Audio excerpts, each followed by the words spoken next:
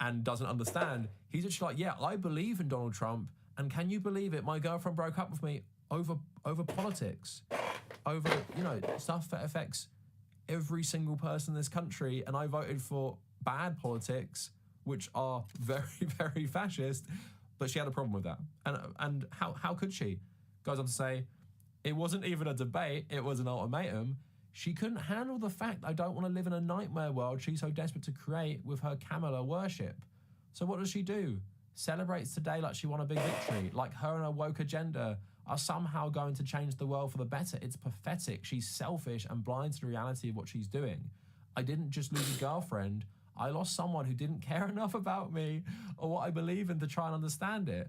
All because I stand with Trump, all because I believe in something more than the left's lies and destruction, and now she's out here throwing a party with people who probably think the same as her, celebrating the collapse of everything I stand for. I don't even know what's worse, losing someone I thought I could trust or seeing her act like a traitor to everything this country needs. She didn't just break up with me, she broke up with everything that matters. So again, this is so insane. This guy, like I said, fully believes in Donald Trump's ideology and is struggling like, oh my God, why didn't she let me explain myself about how much like the woke agenda is destroying the country and only Donald Trump's fascism can save us? How could she have a problem with that? Complete delusion, but this is not like a one-off. You see this so much in these stories I've covered over the years about like why conservatives start Republican dating apps, because they can't get dates, right? And a lot of the comments they have is, you know, dating doesn't have to be about politics. It doesn't. And I agree, you don't have to be like political blue MAGA nerds just like talking about caucuses and primaries and the president-elect and stuff and sound like this guy. If you haven't been keeping up with the electoral caucus primaries this fall, stop scrolling and watch this video. So, Democratic presidential-elect Kamala Harris is currently in constitutional standing with the tri-state area of Ohio. And because this is traditionally a swing state, this means that all counties and all jurisdictions within the Electoral College are required to forfeit all alimony filed by the Supreme Court. So that means that all voters' rights and unions are legislated on a county basis by caucus. I think you can see what the problem is with that. Comment for a part 2. At the same time, politics are a reflection of your morals, and if you are voting for someone who is so terrible, especially towards women, and is, you know, what he's been found liable of this year as well in civil court, you're saying to your partner, yeah, I don't like women, I don't believe women are equal, I don't believe in civil rights for women, among like loads of other groups. And Republican dude, take some personal accountability. You guys love individualism so much, it's on you. And your girlfriend has, you know, the freedom and the right to break up with you. But this also, in a more dark way, shows you why so many Republican men want to end no-fault divorce, because they want to trap people in relationships before like showing this side to people, and then just them not having an easy ability to get out of that relationship legally. You see that a lot of stories about like how women secretly vote Democrat in their Republican families because they know they can't tell their husband about it. This kind of sounds like a piece of shit. This is probably like a nice wake-up call for him. We started dating again, we didn't talk politics, and when I say I was loud about my beliefs, I was referring to the things I post share on social media. His sister is gay and married to a woman, and I know that he's pro-government assistance. That paired with my prior experiences with him, I ignorantly inferred that his beliefs aligned with mine. For me, he was always the one that got away, and I never stopped thinking about him. For those of you who think a conversation wasn't had, it was. When he asked me what I had against Trump, the first thing I said is, you know, obviously, he was found liable for sexual assault. His response was, okay, and, as if this is something excusable. What is there to say really after that? For everyone who thinks it's a difference of opinion, you're either very privileged or very ignorant to what's going on around you. So I don't think anyone can hear that and not think this person was totally justified in breaking up with them, especially when she brought up why she didn't like Trump, the first reason, and he's acting like it's not a big deal. You could obviously say, you know, you're not even safe with this person if he doesn't think this is a big deal. But also, I've spoke to my sister about this before she got into a relationship, because she's a bit younger, and this is something I'll just say to anyone who's young, especially young women or people who date men. Men lie about politics because a lot of men aren't really that interested in politics, in my personal experience, and they will go along with what women believe. Like, I can totally imagine so many men not caring she posts about like being pro-LGBT and everything like that and then voting for Trump, because a lot of men are good at hiding it just to get into these relationships, and then they will reveal who they really are. It's such a common thing that happens in straight relationships. I can't speak to other ones, and it's happened a lot in like my family history and stuff. You get people who seem charming, they seem nice, they seem progressive, then you get married, then you have children, then it all comes out. It comes out who they really are, it comes out what they really think about the world, it comes out what they really support, and a lot of it is not very nice. So thankfully, this election, I think, saved a lot of people because, yeah, you ask them, why don't you hate Trump? And then their answer is something like that. Run so far away from that. And the examples I'm using, these people ideologically supporting Trump, and not even having deal breakers when it comes to issues of like his liability for assault and stuff. So helpful for people to, you know, realize who these men really are. You know, this person saying they're 30, that if there wasn't an election, imagine them getting married, and then there is an election and it's Trump, and then this happens, right? Must be absolutely devastating. And on that note as well, this is another post I saw. My husband voted for Trump, but divorce seems impossible. Found out my husband voted for Trump when we spoke of politics before he has always been left-leaning, and he has voted for the Democrats. He believes that voting for Trump will help a lot of people financially. He says that while he knows he's a narcissist and a bigot, he's able to separate his personality from his politics. I am anti-Trump. I gather this means we have different values, meaning the relationship isn't sustainable. The thing is, we don't have many disagreements outside of this. We're still in love, we have a 1-year-old, and I'm a stay-at-home mum. I have no idea what to do. Every post just keeps saying divorce is an answer, but how? I don't have a village, I'm a primary caregiver. We already are low income to begin with, just on his salary alone. So in reality, I would somehow have to find a job and get my own place to live and hopefully find daycare. The idea of going to work to have someone else raise our child fills me with sadness. I'm so conflicted. Do I just tolerate him for the next few years? Do I leave now as to not give our child the memory of divorce? Is there anyone who is not for Trump that stayed in their marriage despite their partner voting for him? I have no idea what to do. I feel so powerless. He goes on to say that she's also half black and is an immigrant. So that is obviously like way different from the other two I've just said, which like a teenager having a relationship and a 30-year-old woman having a relationship with someone for a brief time. This is someone who has a child with someone who voted for Donald Trump. And this is like super complicated. Like I wouldn't give this person advice personally because it's your own life. Obviously we can sit back and say, yeah, like this guy probably has pretty terrible beliefs to justify voting for Donald Trump. This woman is well within her rights to divorce this man for voting for Donald Trump because of how brazenly he represents so much terrible stuff. Again, I think it's a massive red flag. If my sister told me that her boyfriend voted for Donald Trump, you know, my advice would be leave, right? But when you have other stuff on top, it gets complicated. Again, I've said my own like family history and people I've known, like you have partners like this who turn out to be terrible after they have children with someone. So I would raise that as a point as well, is that like maybe he is finally showing his true face. We'll get onto another post where someone says, I want to break up with my boyfriend because his friends voted for Donald Trump. And because he's friends with people who voted for Donald Trump, that shows that he's somewhat okay with Donald Trump's beliefs. And I think this is the most complicated one, and I want to give my take on this as well. Is it bad that I want to break up with my boyfriend because he has friends who are Trump supporters? My boyfriend voted blue and is progressive, most of his morals align with mine, but he is friends with several people that voted for Trump. Is it wrong I want to break up with him? This for me is less about politics and more about morals. I can't stand that he is okay with being friends with people who'd vote for Donald Trump and make me sick. He claims they're just ignorant and still friends. He's known them since childhood. I feel that ignorance is not forgivable or a valid excuse at all. Normally I try and meet in the middle with people with different views of mine, but I feel like as though who you hang around with is a lot about you as an individual, and his complacency with close pro-Trump friends is an insult to me as a woman.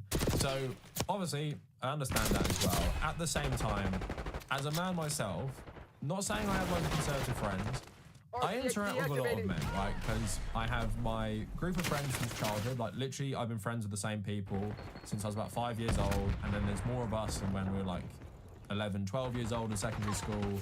And I don't really know much about their politics, to be honest. I know that is the most bizarre thing ever to say to some people you've known for like 20 years. We don't really talk about politics. I'm one of the most political people you could ever meet.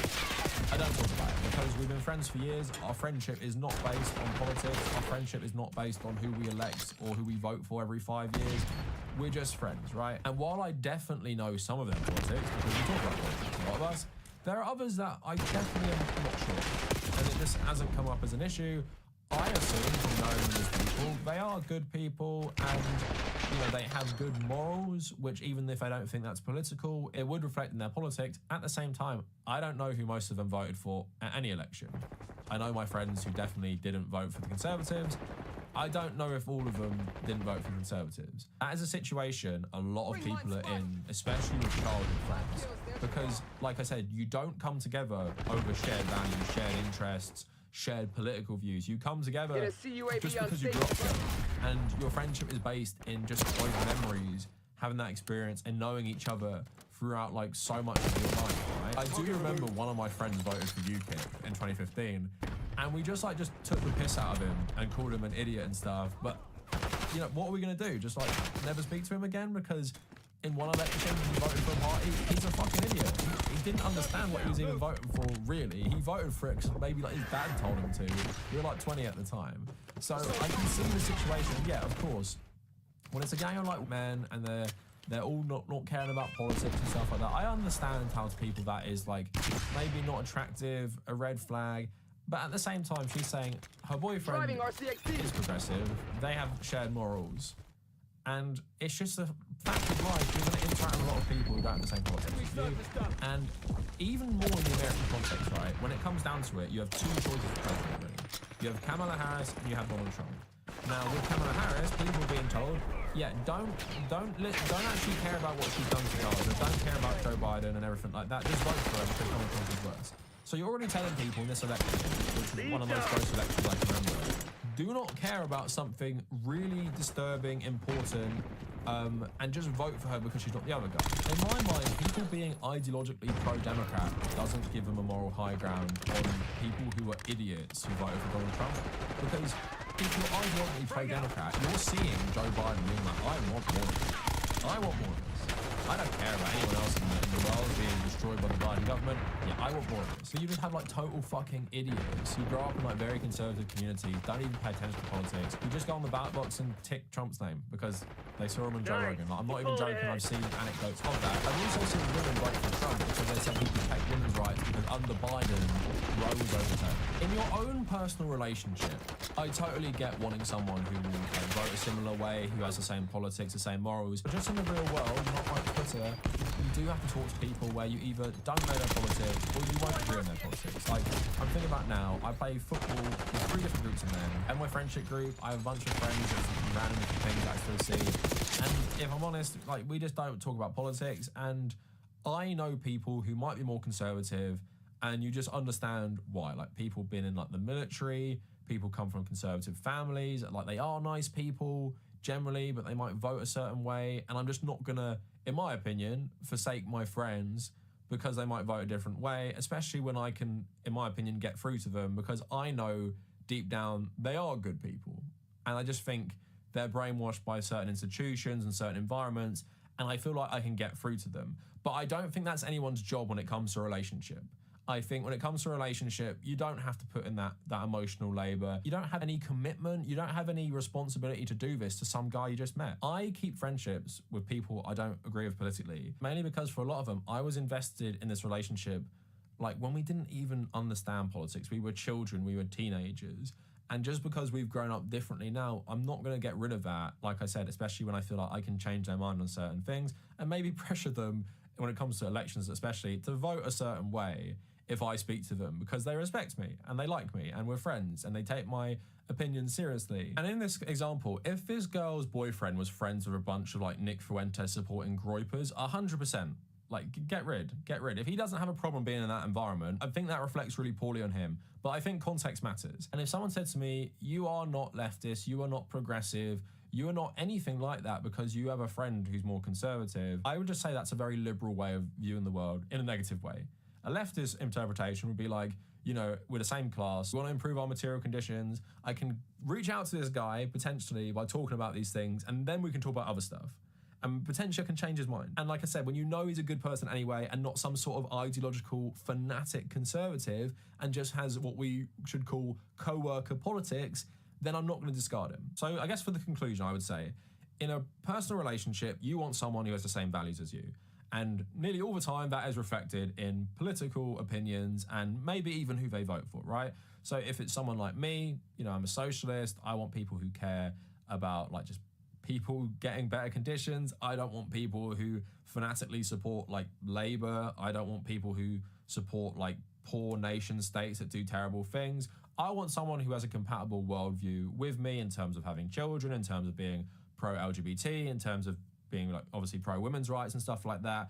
I don't want anyone who would be against that. And I don't want anyone who would potentially surprise me. So if I ever went on Tinder, I would make it very clear in my profile, you know, if you're pro-conservative, don't even bother, because I don't want to know at this point. I'm old enough where I don't want to deal with that. Like, I want to go out with someone who's compatible with me. And thankfully, with my like nearly 12-year relationship, we do have the same politics and morals and stuff. But even then, that's because when we were teenagers, we did have just like compatible like morals and values that has allowed us to last this long, going from being like just about 17 to being nearly 29 and still being together, right?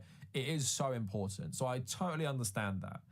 I also understand how it can be complicated. And I also understand in capitalist electoral politics, a lot of people are just so beaten down by the system. They don't pay attention to politics. And the only time they do anything political is vote on a general election. So I understand that. And I also, like I said, I understand how it's just different situations. Like your boyfriend might be progressive, but he has friends that are right wing. And how right wing are they? Are they fanatic? Do they hate women? It's just like, it's case by case, in my opinion, with stuff like that. But generally, I agree with the sentiment that a lot of people who vote for Donald Trump obviously ideologically agree with him and ideologically agree with his stance on women. So if you are a woman, dump your boyfriend if he votes for Donald Trump, get rid of him. I would do the exact same thing if my partner voted or supported something so against my politics. The other parts of my video were just trying to bring some perspective of how not everyone who votes for even like such terrible candidates, how they're just not completely irredeemable. Because I think what happens with a lot of people, and I see this a lot even with other YouTubers who just consume so much politics, they think most people consume politics like them. And one thing I'm grateful for on my journey as a political YouTuber getting bigger, because I interact with so many people in the real world who just don't care about politics, I think it's just kept me very grounded on how an average person thinks about these things. And I think that's worth keeping in mind sometimes. And it goes for everyone. It's not just going for like men in general. It goes for everyone. Like I said, women who voted for Donald Trump as well. So that is it for the video. Let me know what you guys think down in the comments. And if you made it this far, thank you for watching.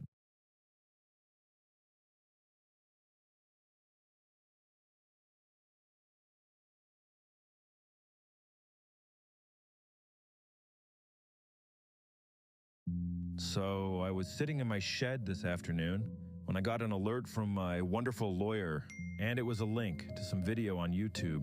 Yeah, so I clicked on the thing and it brought me to this familiar channel, The Golden Shower, it's called. Documentary? No, shut up. And my wonderful lawyer had warned me that this Golden Shower show was actually slandering us on their recent podcast. And I got pretty excited to hear what Schaub and the Diddler and that guy who's married to the lady from Target were going to say about us. But instead, I turn it on and I see Condom Fish and Hot Chip and this guy in the middle here. I know I've seen him before. I don't know. If he's sitting around with these guys, he can't be any good. Always trust your gut, guys. But yeah, causing this level of disappointment, it should be classified as assault.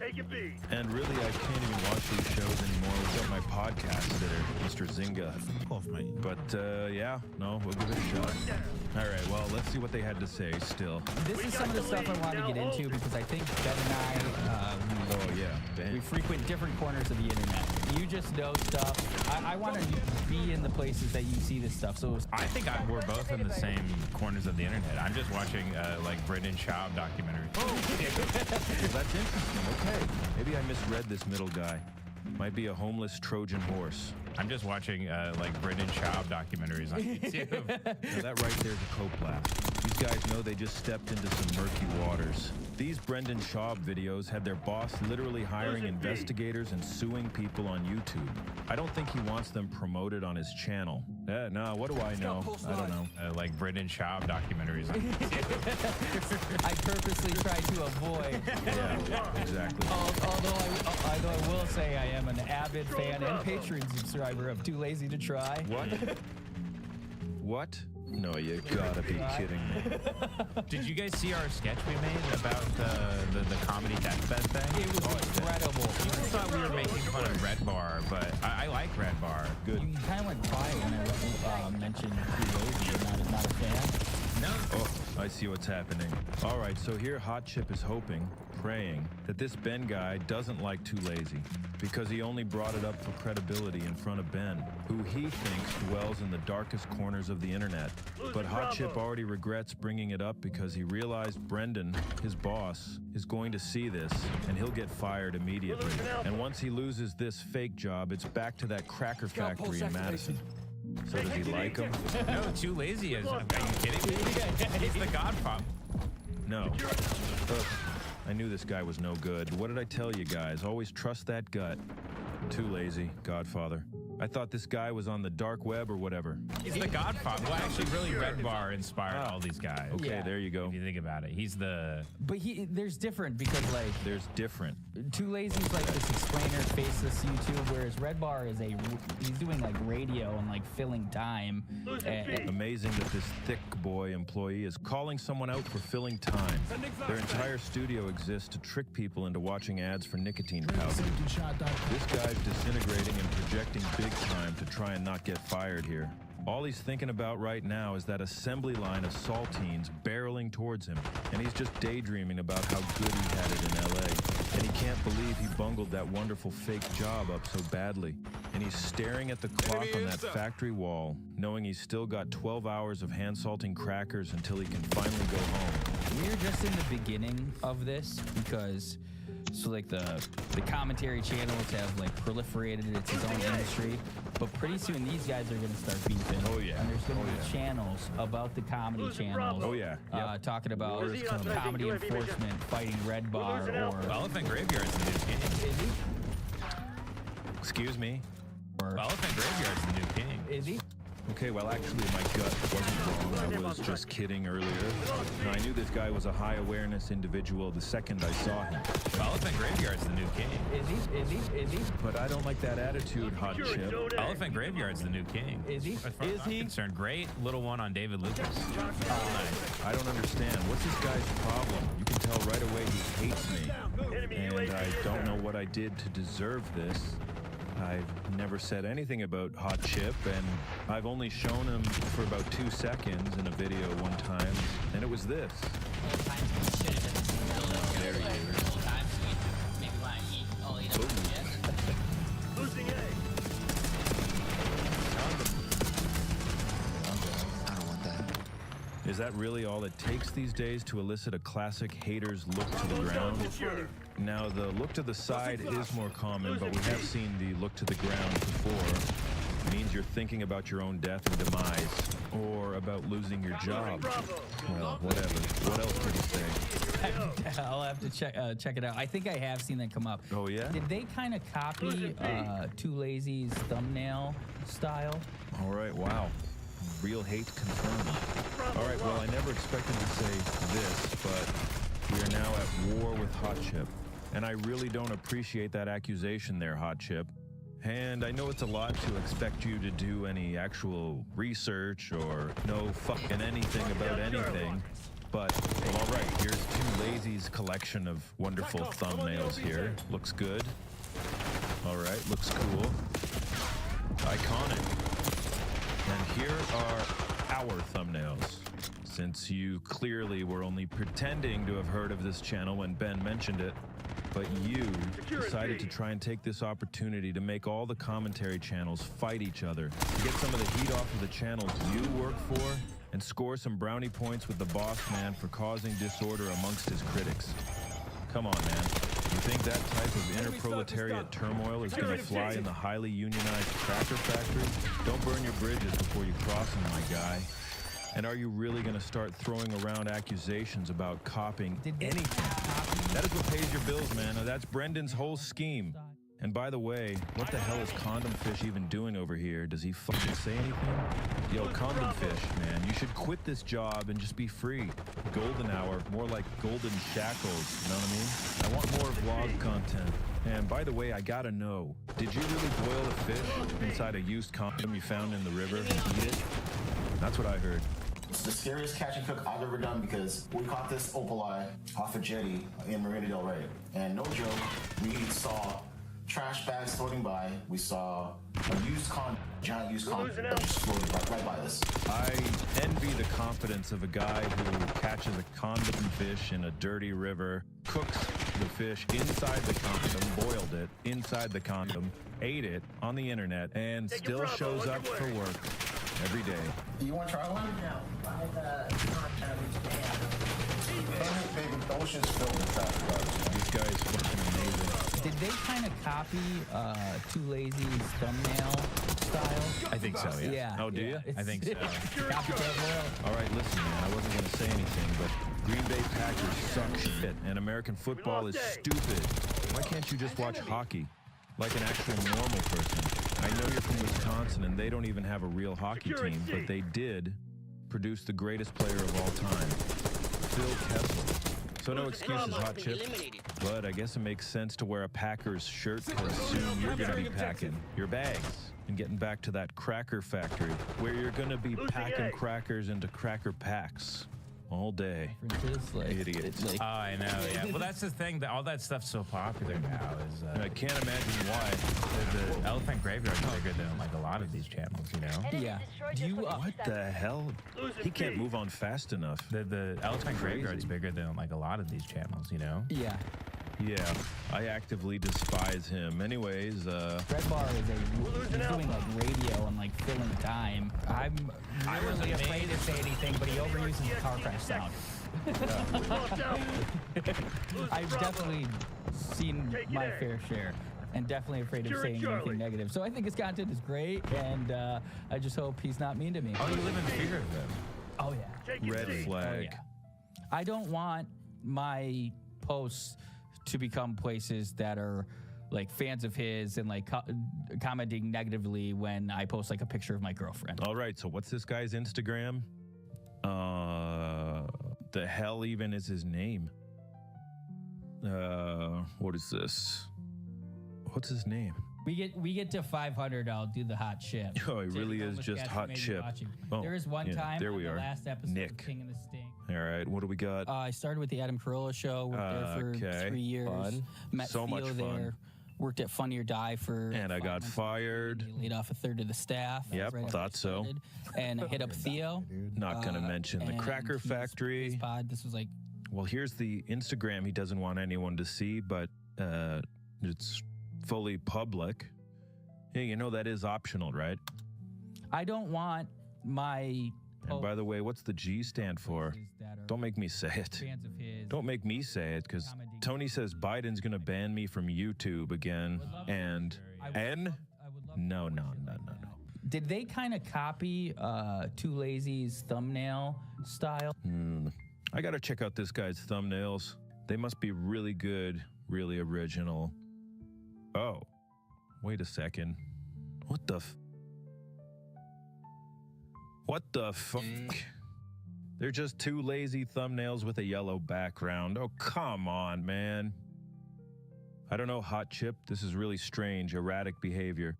You accidentally shout out Too Lazy to Try while recording a podcast, then devolve into whatever this weird projection is about somebody else stealing the thumbnails you lifted? And you want everyone that makes fun of your shows to start fighting with each other? All right, fine. I'm taking down comedy enforcement. Because he's a fucking pig. A cop.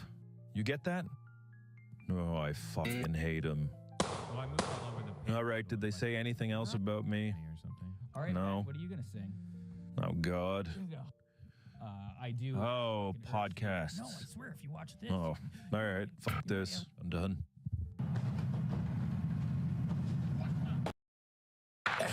Excuse me. Hi. Mr. Lonerbox. Hello.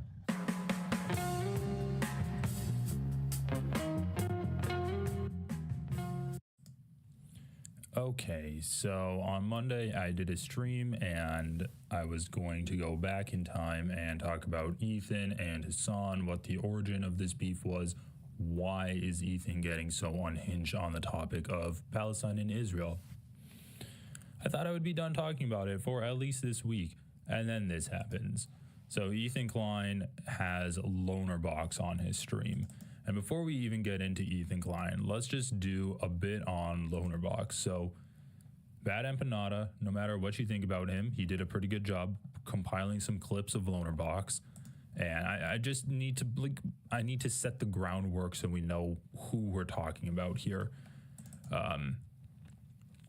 Yeah, let's... By what they are doing. The fact that they are doing these things says nothing about whether them doing those things is actually justified or not. Let's assume that every case in the Israeli military on the orders of Elon's former bosses in the Israeli government. So yes, I choose to oppose this horrific and homicidal motion. I think the problem is that if you want to get, I'm trying to think of like how you would illustrate what's wrong with what Mehdi's saying. Is let's assume that every case that Mehdi put forward was true.